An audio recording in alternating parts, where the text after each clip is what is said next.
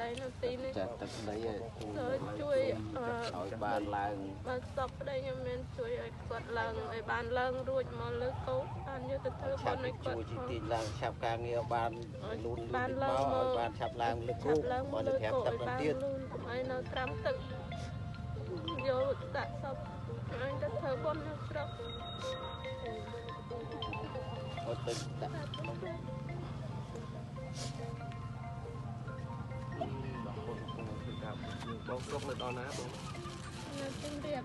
Tôi mà tôi chânនេះជាកន្លែងដែលប្រទេសឃើញសាកសពបាទបរិសម្នាក់ដែលមានឈ្មោះយៈនេះជាព័ត៌មានបឋមណាដែលគាត់បានចេញពីផ្ទះបាទដើរមកឆក់ត្រូវនៅចំណុចទីតាំងនេះឥឡូវនេះម្ចាស់បឹងឈូកនេះគាត់បានដើរបេះឈូកក៏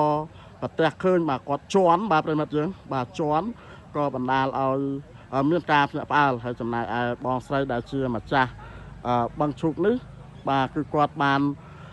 រត់ទៅផ្ទះបាទដេកញ័រនៅក្នុងផ្ទះរបស់គាត់បាទដោយប្រទេសឃើញគាត់ជន់សាកសពផ្ទះជាមួយនឹងប្រដាប់ឆក់បាទហើយក៏បង្កមានការភ្ញាក់ផ្អើលតែម្ដងហើយចំណុចទីតាំងដោយក្រុមការងារយើងបានធ្វើការផ្សាយជូននោះគឺនៅក្រោមដើមអំពិលទឹកបាទកណ្ដាលបឹងផងដែរបាទប្រិមិត្ត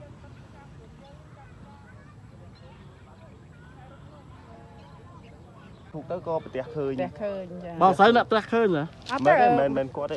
បងម្ចាស់ឈូកអូចឹងហ៎បងម្ចាស់បងឈូកខ្ញុំគាត់ថាឮសូថាបងម្ចាស់ឈូកហ្នឹងគាត់ឃើញបាទគាត់ឃើញគាត់ប្រាប់ជាជនដុំយើងនឹងមកចុះឥឡូវអ្នកដែលប្រទេសឃើញគាត់ជួយទៅណានោះនៅផ្ទះគាត់កំដេកញាក់មិនចឹងគាត់ភ័យខ្លាំង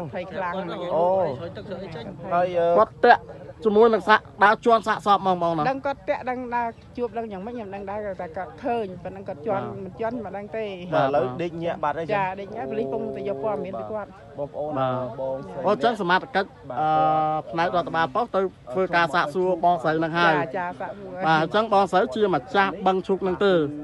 បងមួយដែលឃើញអូបងមួយដែលឃើញហ្នឹងចឹងហ៎បាទដែលជាអ្នកឃើញជាម្ចាស់បឹងឈុកគាត់ជាមនុស្សស្រីទេបាទដល់ជួបគាត់ប្រទះឃើញគាត់កំបេះផ្លែឈុកបាទនឹងអរគុណច្រើនបងស្រីចាបងឲ្យជប់មិនបានបងអង្គុយយំនៅកន្លែងហ្នឹងមកមិនមានរឿងអីខ្ញុំប្រពន្ធគាត់ទៅជាប្រពន្ធបងបានទៅឃើញកន្លែងហេតុការណ៍ហ្នឹងនៅបង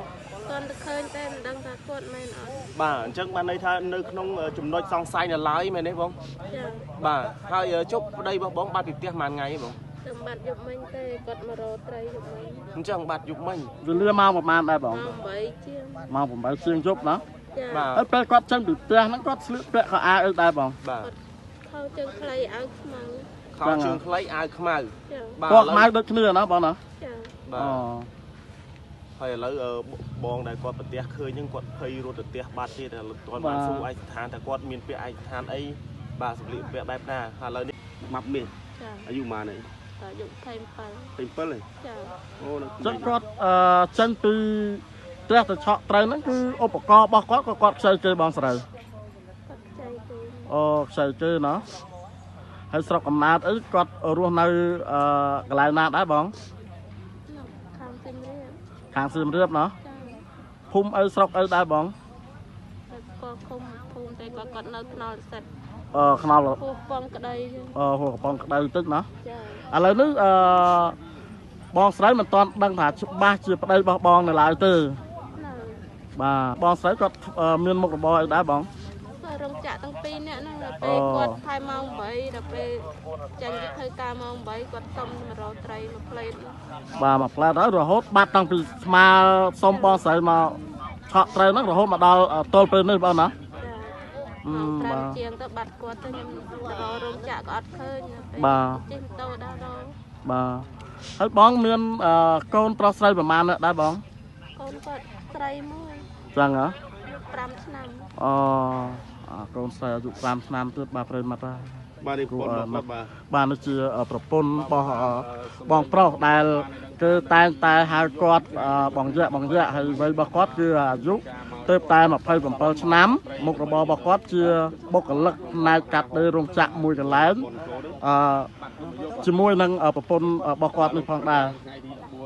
សមត្ថកិច្ចបាទផ្នែកមូលដ្ឋាននៅកំពតខាងជើងបាទសង្កាត់កំពតខណ្ឌកំពូលលោកមានវត្តមានមកដល់ទីតាំងនេះហើយឃើញសពនៅខាងនោះឥឡូវបងឲ្យចលនាបងប្អូនយើងនឹងបងប្អូនសពនឹងឲ្យទៅចុះយកមកព្រោះទឹកនឹងអាចជ្រៅដែរបឹងឈូកបឹងអីសពនឹងប្រហែលជាចំនួន60-70 ម៉ែត្រដែរណាបាទចម្ងាយពីគាត់ស្លាប់ពីមាត់ច្រាំងទៅកន្លែងគាត់ស្លាប់ហ្នឹងប្រហែលជាចំនួនចូល70 ម៉ែត្របាទឥឡូវហ្នឹងបងប្អូនឲ្យបងប្អូនគាត់ហ្នឹងទៅយកមកហើយយើងចាំយើងមើលទៅតើគាត់ស្លាប់ដោយឆក់ឬមួយក៏ស្លាប់យ៉ាងម៉េចយើងមិនទាន់ដឹងទេណាបាទយើងមិនទាន់ទៅអានធ្វើកសលវិច័យឡើយទេបាទមើលមែនគឺគេពងរកគ្នាចុះទៅហើយមើលបងប្អូនបាទគឺបើមានចាំទេគាត់មានណាទេម៉ែអើយបើគាត់ធ្លាប់រកទៅទៅនឹងឯងគាត់ដើរចូលបេះឈូកណាបេះឈូកលក់រាល់ថ្ងៃហ្នឹងគាត់ចូលបេះឈូកទៅជួបទៅគាត់ទៅដល់រោងចក្រក៏គាត់សួរគេលោកមានស្គាល់ចឹងហើយខ្ញុំដើររកព្រឹកឲ្យដល់ពេលទៅដល់ក៏អូននេះទេប្រាប់ថាមានគេមកសួរផ្ទះឃើញសពដួលនឹងទឹកហ្នឹងអានខ្ញុំរត់មកហ្នឹងតែមកឯងដល់ណាអីចឹងមែនទៅណាប់យកលោកបងអើយបងអើយអត់ទៅមានឡានមានអើយទេមិនទៅមកអត់ទេគាត់ថាជួបទីខ្លះក៏វាក្រទេគាត់ថាមានលេខឡានដឹកសពអត់អស់លុយដែរកម្លាំងសមត្ថកិច្ចរួមទាំងបងប្អូនជាពលរដ្ឋកំពុងតែចុះបាទទៅក្នុងបឹងឈូកសម្ដៅទៅចំណុចបាទទីតាំងកន្លែងដែលប្រទេសឃើញសាកសពនោះគឺនៅខាងក្រោមបាទដើមអំពិលទឹកផងដែរបាទហើយយើងឃើញបងប្អូនជាពលរដ្ឋបាទគឺកំពុងតែភ្ញាក់ផ្អើលខ្លាំងសាកសពកំពុងតែស្រង់និងលើកមកចំណុចទីតាំងលើគោកនេះហើយបាទប្រិមត្តយើងបាទ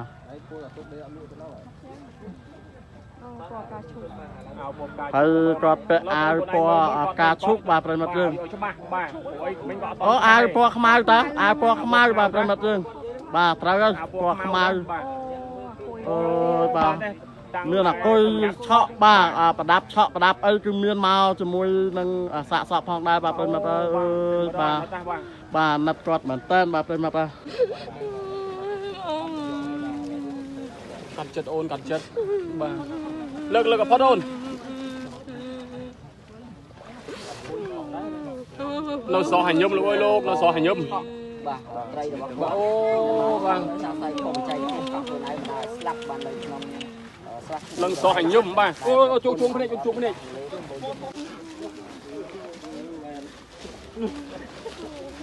បាទឥឡូវគឺត្រូវបានតែបងប្អូនដែលជាកម្មកររោងចក្រធ្វើការជាមួយនឹងគ្នានឹងបាទជួយអូយសោះហញឹមប្រិមិត្តឲ្យបាទអាណិតអូយប្រិមិត្តយកតាទៅខ្លួនអូនទៅជើញមានអីកាត់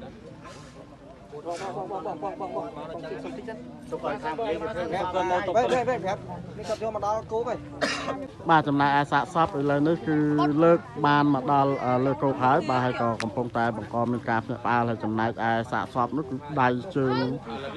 កងែងកងងផងដែរបាទឥឡូវយើងឃើញថាបង្កការភ្ញាក់ផ្អើលខ្លាំងផងដែរបាទប្រិមត្តហើយចំណែកឯបរិមម្នាក់នេះគឺគាត់មានឈ្មោះយៈបាទវ័យរបស់គាត់ទៅតែ27ឆ្នាំទៅគាត់ជាបុគ្គលិកបាទខាងផ្នែកកាត់ដេររោងចក្រផងដែរ